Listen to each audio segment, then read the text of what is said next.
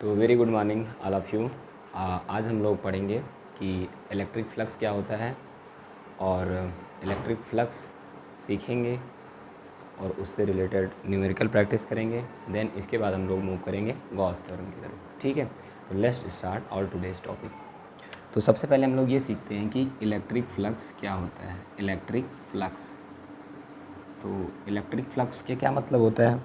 Electric flux का ये मतलब होता है, हम लोग जानते हैं कि अगर हमारे पास कोई चार्ज है, पॉजिटिव चार्ज है तो उससे इलेक्ट्रिक फील्ड लाइंस निकलती हैं, और अगर नेगेटिव चार्ज है तो उससे इलेक्ट्रिक फील्ड लाइंस आती हैं।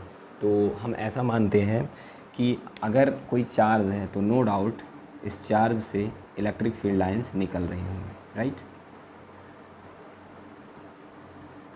तो अगर हम कहें इस चार्ज के पास कोई एरिया है, ये कोई एरिया है, तो इससे जो इलेक्ट्रिक फील्ड लाइंस निकलती हैं, इससे जो इलेक्ट्रिक फील्ड लाइंस निकलती हैं उसे हम कहते हैं इलेक्ट्रिक फ्लक्स।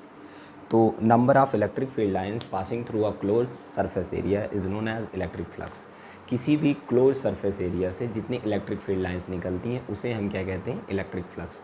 इट मीन्स ये हो गया कि इलेक्ट्रिक फ्लक्स दो बातों पे डिपेंड करेगा। फर्स्ट कि इंटेंसिटी ऑफ इलेक्ट्रिक फील्ड क्या है, एंड सेकंड इज़ द और द मैग्नीट्यूड ऑफ एरिया। अगर एरिया ज़्यादा होगा तो उससे इलेक्ट्रिक फील्ड लाइंस ज़्यादा निकलेंगी, और अगर एरिया कम होगा तो उससे इलेक्ट्रिक फील्ड लाइंस कम निकलेंगी। तो बेसिकली हम ये जान चुके हैं कि अगर हम यूनिफॉर्म इलेक्ट्रिक फील्ड समझे कहीं पे, किसी रीजन में हमने मान लिया कि यूनिफॉर्म इलेक्ट्रिक फील्ड। अच्छा, मैंने बताया कि यूनिफॉर्म इलेक्ट्रिक फील्ड क्या होता है। Uniform electric field in the sense कि इलेक्ट्रिक फील्ड लाइंस होती हैं इक्विडिस्टेंस एंड पैरेलल। तो अगर हमने कह दिया ये यूनिफॉर्म इलेक्ट्रिक फील्ड है, राइट, और यहाँ पे हमने ले लिया एक एरिया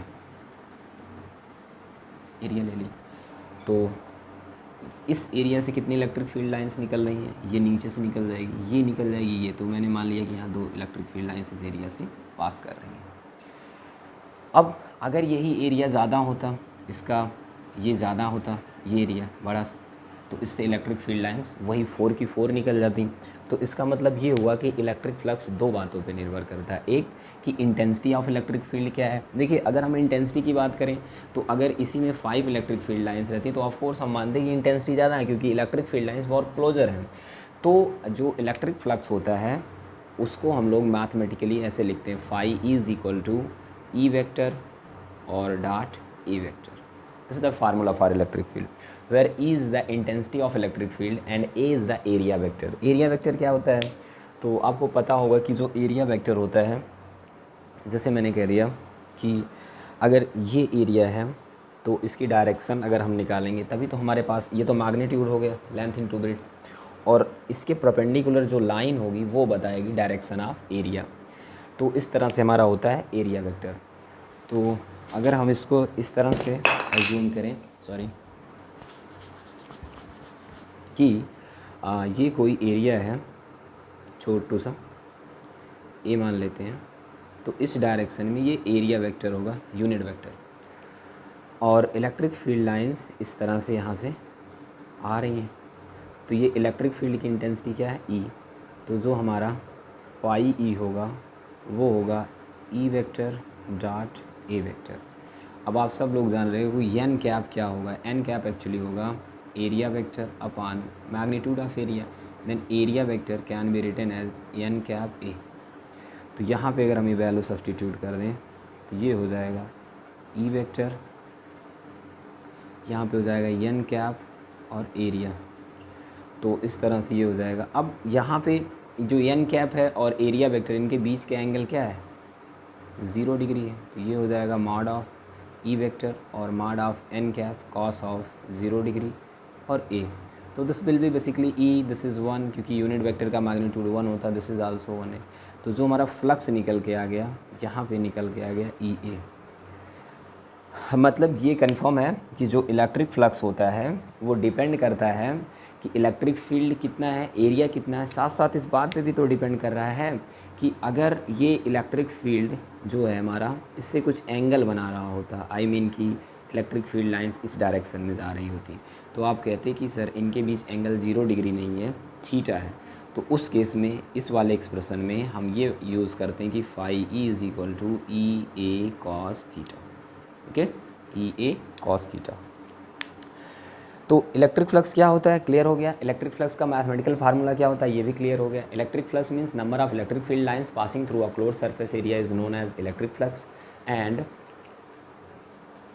इलेक्ट्रिक फ्लक्स का फार्मूला क्या हो जाता है, तो ये हो जाता है phi is equal to E A cos theta. What is the theta, theta is basically angle between electric field and area vector. तो अगर दोनों कॉन्साइड कर रहे हैं तो 0 डिग्री होगा। अगर इनके बीच एंगल है, जैसे यहाँ पे थीटा है, कुछ एग्जिस्ट कर रहा है, 0 तो नहीं है।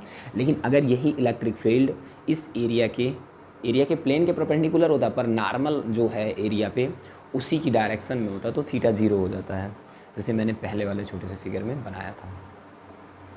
तो ये हो गया इलेक्ट्रिक फ्लक्स। अगर हम बात करें इलेक्ट्रिक फ्लक्स के यूनिट वगैरह की, तो क्या हो जाएंगे आप बताइए। पिछले वाले चैप्टर में टॉपिक्स में हमने बहुत सारा इसके बारे में जाना था कि ई की यूनिट क्या होती हैं, और तो वहाँ से हम लोग इसको देखते हैं। तो फाई इज इक्वल टू होता है ई वेक्टर और ए वेक्टर, ई ए होता है ये कॉस थीटा, ठीक है। तो this is a dimensionless quantity. अच्छा, तो फाई की यूनिट क्या हो जाएगी, ई की यूनिट होती है न्यूटन पर कूलाम और ए की यूनिट होती है मीटर स्क्वायर। तो इसकी जो यूनिट हो जाएगी वो हो जाएगी न्यूटन पर कूलाम मीटर स्क्वायर। अगर मैं डायमेंशन की बात करूँ तो एन की डायमेंशन क्या होती है न्यूटन की, दैट इज़ फोर्स mlt की पावर -2।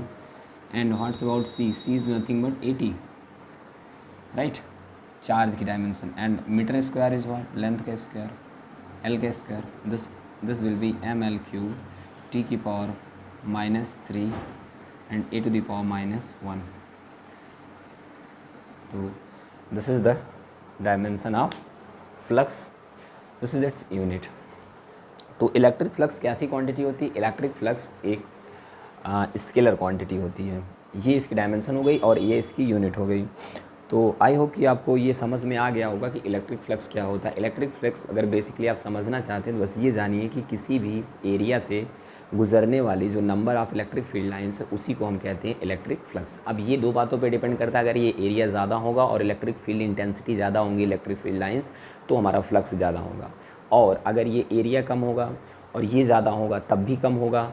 ओवरऑल हमें ये जानना है यहाँ पे कि इलेक्ट्रिक फ्लक्स डिपेंड करता है, ई पे भी डिपेंड करेगा, ए पे भी डिपेंड करेगा, साथ में इस पे भी डिपेंड करेगा कि एरिया वेक्टर और इलेक्ट्रिक फील्ड के बीच का एंगल कितना है। अगर ये इलेक्ट्रिक फील्ड है और एरिया के परपेंडिकुलर, दोनों की डायरेक्शन एक ही है, नॉर्मल की एरिया के परपेंडिकुलर जो नॉर्मल है या एरिया का ये जो यूनिट वेक्टर है, उनकी दोनों की डायरेक्शन सेम है, तो वहाँ पे फ्लक्स मैक्सिमम हो जाएगा। और जैसे जैसे ये वैल्यू बढ़ेगी वैसे वैसे फ्लक्स हमारा 0 हो जाएगा। इन केस अगर आप यहाँ पे थीटा 90 डिग्री रखते हैं तो वहाँ पे हमारा फ्लक्स क्या हो जाएगा, 0 हो जाएगा। Thank you for watching.